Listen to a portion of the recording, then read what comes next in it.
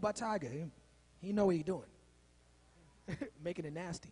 Anyway, I digress. I digress. One of the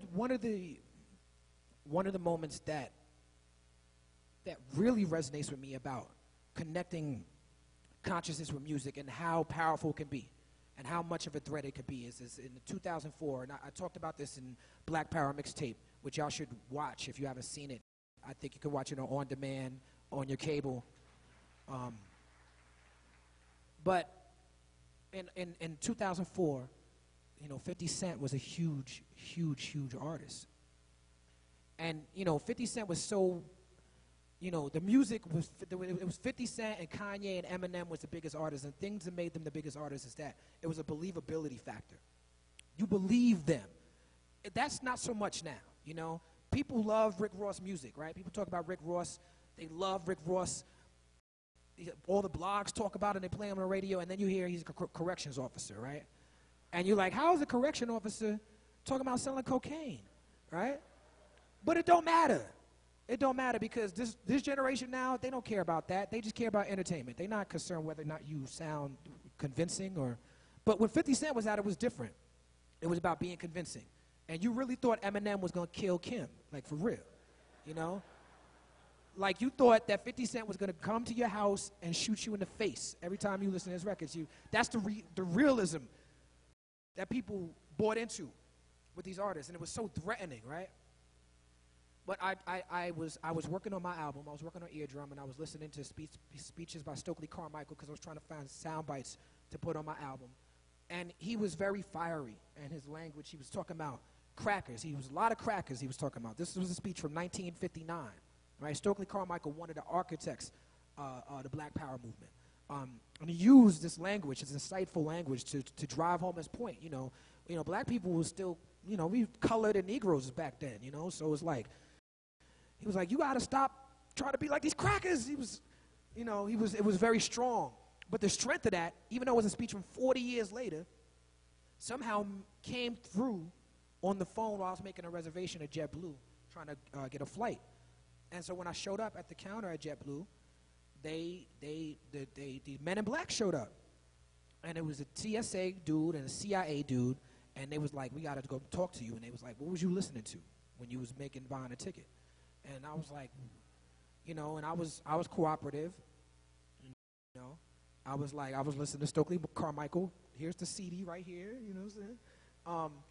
And they said, the Patriot Act that we all voted in gives them the power to do stuff like that, to be like, what you about, what's up with you? And so, but what wasn't ever lost to me was that you have 50 Cent, who's, I consider a peer and a friend, but, you have him running around making this violent, dangerous gangster rap music. And Stokely Carmichael's speech from 40 years ago was way more of a threat to the establishment than gangster rap,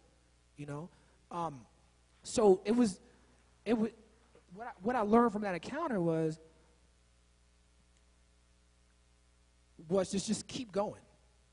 I'm in the right place, keep going. When Jay-Z made that lyric, that was, I think, this around the same time. It was like, I'm in the right place, keep going. Jay was talking about me and Common, and he was like, yeah, I'm a big artist, and my focus has been on money. I'm a great artist. I rap really good, but I've been rapping about getting paid, making money.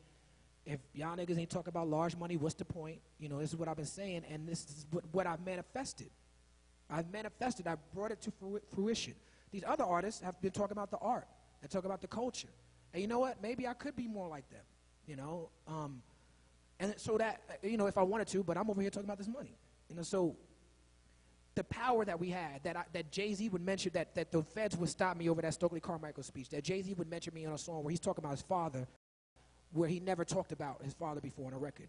I felt like it was possible to have an impact. And I felt like it can't just be black and white. It can't just be, here's these gangster rap artists over here, here's these conscious artists over here, which why when 50 Cent was editor of XXL magazine, for their 50th anniversary, they asked him who he wanted to interview. He interviewed me. And he was like, and the questions he asked me was strange. He was like, I want people to respect me for my music. And I'm like, I want $400 million. You know. I'm just kidding, but seriously, but just kidding. But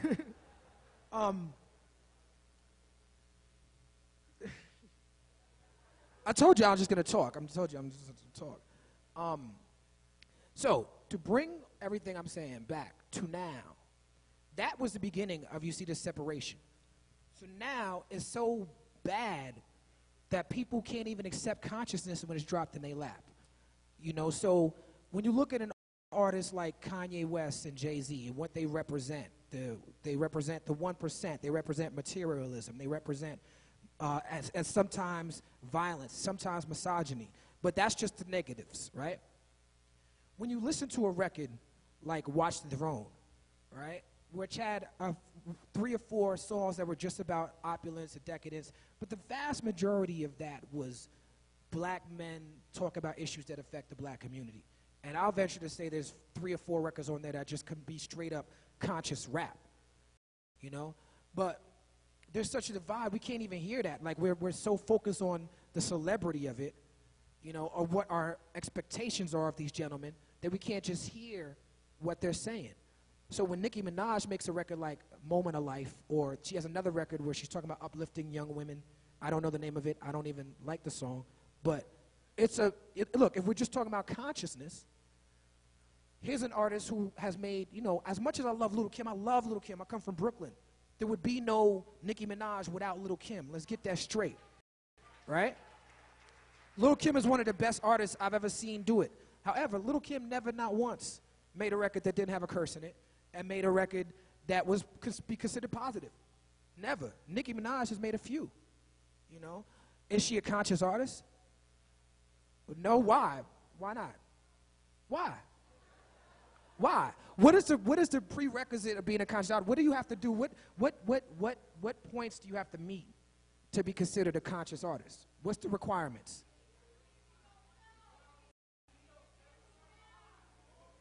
You know, we might have to do that one in the question and answer because I can't understand what you're saying. But I mean, we'll get to that because I want to take questions from y'all definitely. But the point I'm trying to make is that we have to broaden our idea of what consciousness is, and we have to not focus on the divisions.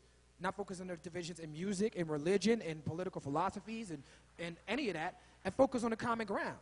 You know, if Nicki Minaj makes a song that I could be proud to play for my daughter, when I see her, I'm going to tell her. And hopefully that's going to inspire her to make another one. I'm not going to sit here and talk about how whack Nicki Minaj is, you know, because that's divisive. That's not what I'm here to do. You know, I'm here to find common ground. We have to change our definition of what consciousness is, not to take away from it, but to add to it. We have to change our definition of success so that we're not so caught up in the flashing lights of these bright artists. So what? You see them on TV all the time. Does that mean they're going to sell more records than me over my career? Maybe not. You know, depends on how many records they put out. Depends on how long they trendy for. I've been doing this for 20 years. You know, I have a feeling that my impact is going to be on par or greater than some of these artists that people are up in arms about at the end of the day. You know, but you have to have just a different vision of success. Success is not money or fame. Success is doing what you love for a living. That's it. That's it. What you should be doing in college is figuring out what you love and how to get there. And you should actually be doing more than that. You should actually be doing what you love, running your own business, while you paying to be here. You know, so that's what you should be doing. That's enough for the lecture part. You know what I'm saying? But yeah, I mean, you know, I could talk about hip-hop and consciousness forever. I'm way more interested in the exchange and the dialogue and hearing what y'all have to say and open it up. I'm not sure if that was the plan, but, oh yeah, she's like, yes, that's the plan. But yeah, that's what we can do right now. I appreciate y'all. I love y'all for coming out. Thank you, and God bless each and every single one of you.